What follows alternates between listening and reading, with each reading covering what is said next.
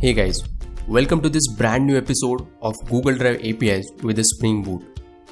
I was working on a project where there was need to integrate the Google Drive APIs. What I realized is that the Google's website has a lot of useful content about the Google Drive REST APIs, but it actually lacks a step-by-step tutorial. And that is why I thought, why not create my own tutorial series for the users who are really struggling to integrate these Drive APIs.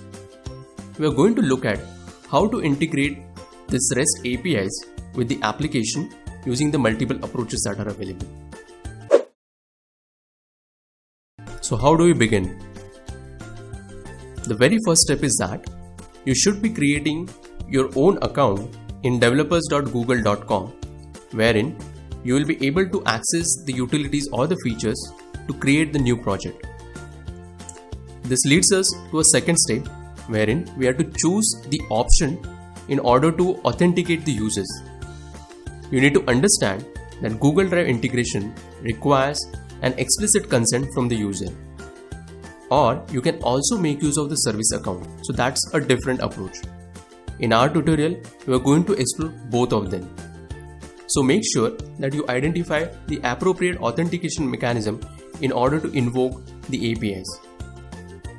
Once this approach has been identified, we need to get started with the third step, that is creation of the actual Spring Boot project. We will use some accelerators like start.spring.io to quickly bootstrap our project. And we need to also ensure that what build mechanism that we are going to use. And the final step is that we need to add the Google Drive dependency in our pom.xml or the build Gradle file. And once you are done with all these steps, it's a time to get started.